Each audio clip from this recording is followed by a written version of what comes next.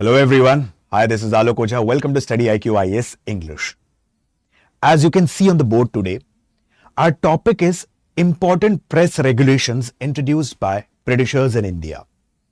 So I'm saying majorly today we will have a focus on Vernacular Press Act 1878.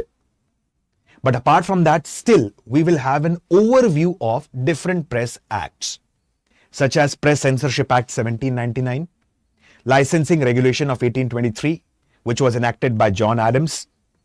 Apart from this, Sir Charles Metcalfe, who is also referred as Liberator of Press in India, Licensing Act 1857, and Newspaper Incitement of Offences Act 1908. So the major point of discussion today is Vernacular Press Act 1878. And I'll also talk about what kind of questions can crop up in the examination. Clear? So it's not a very lengthy session. It's a session of 20 to 25 minutes, maximum 30 minutes. So please stick in the video till the end. My friends, I have already covered ancient, medieval and modern Indian history as a part of YouTube. And those aspirants, those who are new to the platform, they can please go through that. Apart from this, anyone who wants to or aspires to download the PDF of the previous sessions, they can download the PDF of the sessions from my Telegram channel, history_Alok Ojha. Clear? Now let's begin with today's short session. Press Censorship Act 1799. Who came up with the Press Censorship Act? Let's explore. Press Censorship Act 1799 was brought in by Lord Richard Wellesley. Wellesley, a very famous Governor General who is known for his policy of subsidiary alliance system. Isn't that so? And we have seen about different Governor Generals. So subsidiary alliance system, specifically, it was originally the idea of French Governor Dupleix. And subsidiary alliance system, under this system, Britishers were referred as paramount power. And the kingdoms or the states that were accepting this treaty, subsidiary alliance system, or they were accepting the system, they were referred as protected state. Hundreds of kingdoms, they have accepted the subsidiary alliance system introduced by Richard Wellesley. The first to accept was Nizam of Hyderabad, followed by Mysore, Awadh, and so on.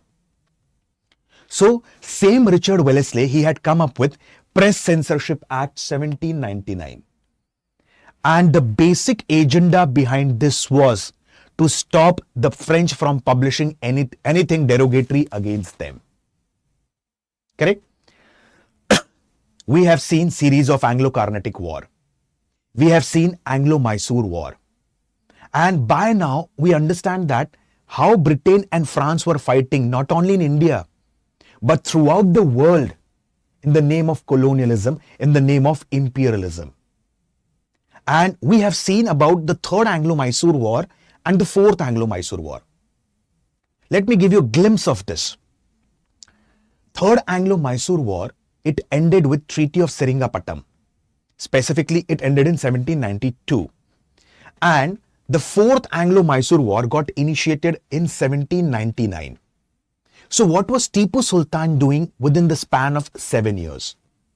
Tipu Sultan, first thing that he was doing was he was recovering back the losses that he had faced as per Treaty of Seringapatam. If you remember, as per Treaty of Seringapatam, Tipu Sultan had to surrender more than 50% of his territories. Apart from this, he had to pay a war indemnity of 3 crore rupees to Britishers, English East India Company, out of which he paid 1.5 crore rupees immediately and 1.5 crore was paid in installment. So he had to suffer huge losses. So first thing that he was involved is in recovering the losses. Second thing, now he realized one thing, that Nizam of Hyderabad and Marathas can anytime forge alliances with English East India Company and wage a war against him. So it was necessary, specifically for Tipu Sultan, to create global alliances. And here he got the support of French. How? It is said that Tipu Sultan promoted the Jacobean club in the region of Mysore. It was established in approximately around 1794. And Jacobean Club was a revolutionary organization which aspired to overthrow the monarchical form of government in France and replace it with republican form of government. In fact, Napoleon himself was the member of Jacobean Club. Okay, like Napoleon in the coming years, he along with 38,000 soldiers had attacked the region of Egypt. And what was his basic agenda? To make Egypt as the base of his activity for further expeditions in India. Correct? So Napoleon himself was a member of Jacobean Club, and Jacobean Club, like it was being supported by Tipu Sultan. It was established in 1794 at specifically Mysore. In fact, Tipu called himself as Citizen Tipu. He planted the tree of liberty at Seringapatam, and everything was observed by Cornwallis at that time. When Cornwallis went back, there was another Governor General who came on behalf of Cornwallis. His name was Richard Wellesley. So Richard Wellesley initially asked Tipu Sultan that sign subsidiary land system, to which Tipu denied, and there was a war. Okay. Finally, Tipu Sultan was being shot, he was being killed, and this ended with Fourth Anglo-Mysore War. But here Richard Wellesley realized one thing. We have to stop the French, because French, specifically the French army, had played a very crucial role in USA as well. In fact, it is believed that America or USA, which is one of the strongest economy of the world right now, okay, it was once a colony of Britain. There were 13 British colonies on the eastern coast of America, and the natives of America were being supported by the French army in American Revolution.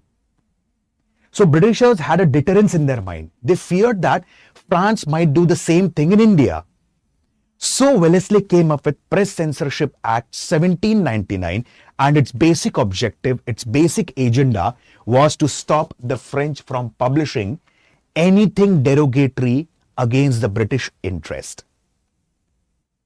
Clear? Let's move ahead.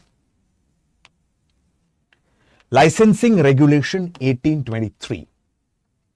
So it was enacted by John Adams, and the name suggests licensing. Simple words, if you have to start your own newspaper, for that sake, if you have to publish any kind of a booklet or a pamphlet, compulsorily you need to have a license. Now, why specifically John Adams, he enacted licensing regulation? Because with the passage of time, the number of vernacular newspaper were increasing.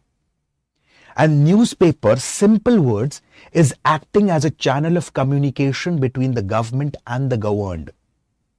Even today, like media is acting as a fourth pillar of the democracy. Like government come to know about the plight of the people through media. People come to know about the policies of the government through media. So in very simple words, here what happened? At that time, media was used, or the newspaper were used by different socio-religious reformers to sensitize the masses. Like, I'll give you a small example. Like Rajaram Mohan Roy ji, he is referred as pioneer of journalism. And he used his newspapers such as Samvad Kaumudi and Persian magazine, that is Mirat-ul-Akbar, to sensitize the masses against different social evils, such as sati system, child marriage, championing the rights of women, and so on. Similarly, Pandit Ishwar Chandra Vidyasagar ji, M.G. Ranade ji, Ramakrishna Mission's founder Swami Vivekananda ji, Swami Dayananda Saraswati ji, and many more. So, specifically, newspapers were used for sensitizing the masses. But later on, these newspapers also started politically educating the masses. Correct? Like, I'll give you one of the finest example. In the coming years, on 28th December 1885, Indian National Congress was formed at a place called as Gokuldas Tejpal Sanskrit College, Bombay. And one of the prime objectives of Indian National Congress was politicize and politically educate the masses. First of all, these newspapers started educating the masses on economic exploitation of the British rule in India. Okay? And now this was majorly done by the vernacular newspapers. So licensing regulation was brought in or enacted by John Adams. In simple words, if you have to start a newspaper, you need to have a license. And if you start a newspaper, or for that sake any kind of a magazine or publication, without license, it would be considered as a penal offense. It is said that as per licensing regulation 1823, Raja Ram Mohan Roy had to stop the publication of his Persian magazine Mirat-ul-Akbar. So please remember this, it's a very important fact from the perspective of prelims examination, that which of the following Persian magazine was stopped as per licensing regulation 1823. So it was Mirat-ul-Akbar. It was a magazine of whom? Raja Ram Mohan Roy ji. Clear? So first was Press Censorship Act 1799 brought by Lord Richard Wellesley, followed by licensing regulation of 1823. Now before I go on, Vernacular Press Act, let me speak about two more important acts. One was Press Act 1835, which was brought by Sir Charles Metcalfe. And all the kind of restrictions from the vernacular press were removed. Why? Because Sir Charles Metcalfe is also referred as liberator of press in India. But again, in 1857, Licensing Act came into force. Why? 1857, it is believed that the revolt of 1857 was not just due to one cause. It was amalgamation of different factors. Every section of the Indian society was being exploited by the Britisher.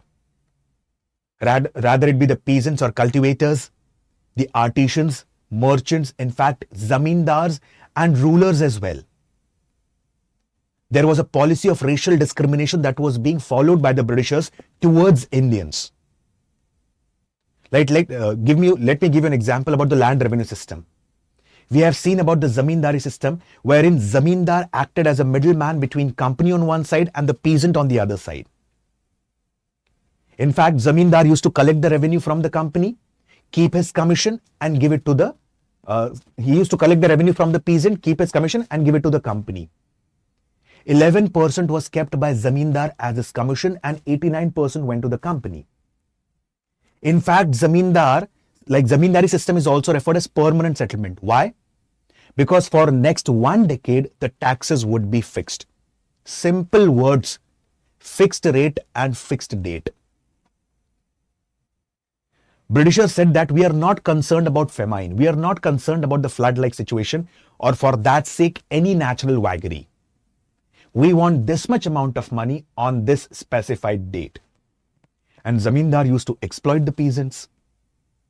Zamindari system, it covered approximately 19% of British India. Later on, Rayatwari system was being introduced by Lord Hastings. One more important fact, please note this down, that Lord Hastings was a person who relaxed the Press Censorship Act 1799 introduced by Lord Richard Wellesley. So Lord Hastings, he had introduced Rayatwari system, and as a part of Rayatwari system, English East India Company directly collected the revenue from the peasants. So the role of zamindar got ended directly, but not indirect. Still there was a role indirectly. How? Like example I'll give you. Suppose I'm a peasant. I have to pay revenue to the company. Like as a part of Rayatwari system, the land was categorized into 3 important categories: good, average, barren. So the land was categorized on the basis of quality of the soil. So as a part of Rayatwari system, the land which is quite fertile, they had to pay approximately 60 to 66% of the revenue. The land which was average, they had to pay approximately 40 to 45% of the revenue. 50 to 55. And the barren land had to pay 40 to 45% of the revenue. In that case, suppose if I'm unable to pay the revenue to the company, what will the company do? They will seize my land. In such a situation, I don't have any option. I will go to zamindar, who has now become money lender or sahukar. And everyone knows about this, what kind of exorbitant interest rate is being charged by the moneylender. Now, as a part of Rayatwari system, I'm dually exploited. How? If I'm unable to pay the revenue to the company will seize my land. And if I'm unable to pay the principal amount and the interest rate to the moneylender, he will seize my land. Okay? Then Mehalwari system, the average land revenue was 60%. And Mehalwari system, it came up during the time of Lord William Bentinck and implemented by R.M. Bird and Holt Mackenzie. So this was about the peasant section. In fact, the soldiers had to face racial discrimination. Britishers have come up with certain policies wherein we started feeling that we were getting forcefully Christianized. Like I'll give you a simple example. Britishers had introduced one act which is referred as Religious Disabilities Act 1850. The person who does not accept Christianity cannot inherit his ancestral property. So this is nothing but a kind of imposing Christianity on the people of India. So, due to all these factors, it is believed that it led to revolt of 1857. We'll understand these factors in quite depth and detail when we'll study revolt of 1857. So, the major spark for revolt of 1857 was introduction of Queen's Enfield rifle. The cartridge of the rifle needs to be bitten off by teeth, and it had a coating of pig and cow meat.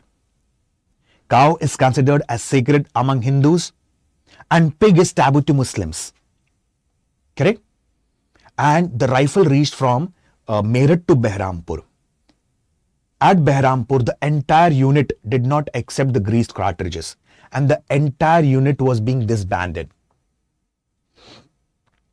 The news spread like a wildfire, and the 34th Regiment at Barakpur, there was a soldier whose name was Mangal Pandey ji. Mangal Pandey ji went on a rampage. There was another person who supported Mangal Pandey ji, Isrul Pandey ji. Okay. And finally, on 8th April 1857, Mangal Pandey ji became the first martyr of Mother India as a part of revolt of 1857. On 11th April 1857, Isrul Pandey ji became the second martyr of Mother India, again as a part of revolt of 1857. And the martyrhood of Mangal Pandey ji spread like a wildfire throughout the northern part of India. And the revolt of 1857, it engulfed the major parts of northern India, but as per many historians, still it was a failure. And there were many reasons for that. Okay.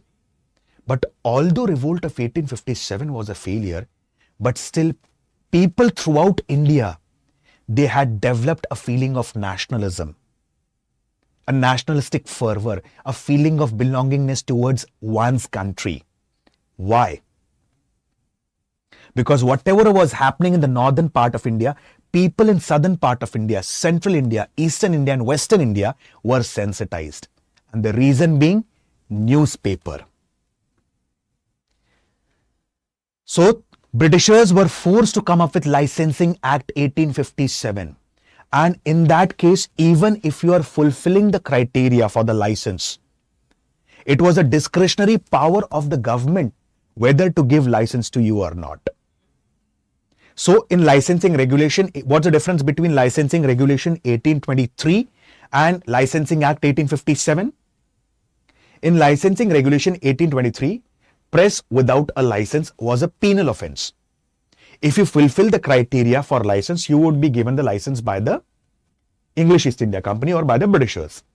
But here in what we say 1857 Act, even if you are fulfilling the criteria for getting the license, it is not necessary that you would be given the license. Correct? It is a discretionary power of the government to grant you the license or not. And now comes the most important act, Vernacular Press Act 1878. The name itself suggests one thing. And what is that? This act was majorly directed towards Indian newspapers. Because by now there were approximately 18 to 20 English newspapers. and there were more than 200 vernacular newspaper. So Britishers had come up with VPA 1878, that is Vernacular Press Act 1878. So what are the important clauses? First of all, if you want to start your own newspaper, any publication, license is compulsory. And in that case, as I've told you previously, even if you fulfill the criteria for the license, whether to grant you the license or not, it's a discretionary power of the government. Plus, there should be the name of the publisher on the newspaper, address of the publisher, the publication house, and so on. Apart from this, certain security deposit or certain security money was also kept with the government. Why this was done? Because if the Britishers feel that if anyone is publishing anything derogatory towards their interest, the security money will get forfeited. So apart from having license, you also need to have a security deposit with the government, which will get forfeited if Britishers feel that what? Specifically, you have written something derogatory against their interest. Correct? Now, press property can also be confiscated. Now, a person feels that I will knock the doors of the court, because the only hope left with the people at that time would be the judicial system. But there was a press commissioner that was being appointed. The press commissioner will overhaul and investigate everything. After that, he will submit a report to district magistrate, and district magistrate's decision would be final. There wouldn't be any kind of appeal in the court of law. Okay? I will repeat again. Pay attention carefully. As per Vernacular Press Act 1878, the name itself suggests specifically it was directed towards vernacular newspapers. And by now there were more than 200 vernacular newspapers and approximately around 18 to 20 English newspapers. So if anyone has to start his own newspaper, compulsorily needs to have a license. To grant you the license or not, it's a discretionary power of the government.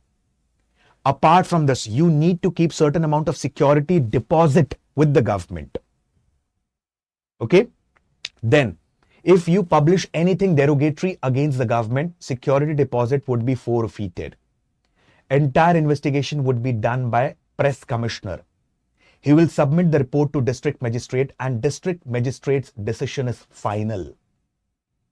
One cannot have an appeal in the court of law.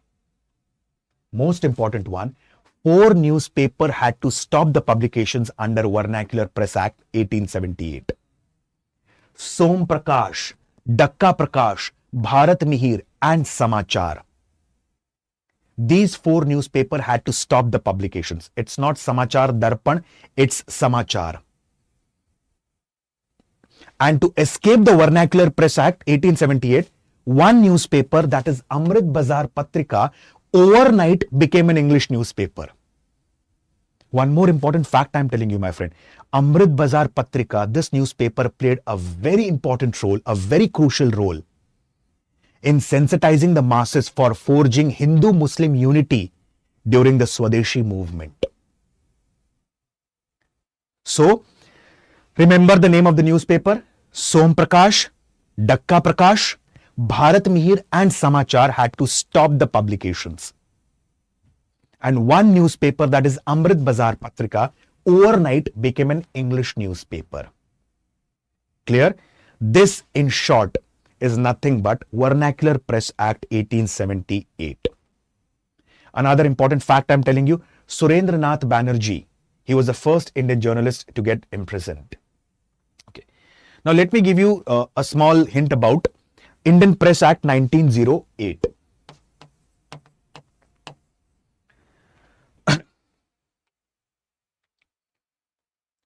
Indian National Congress was formed on 28th December 1885 at a place called as Gokuldas Tejpal Sanskrit College, Bombay.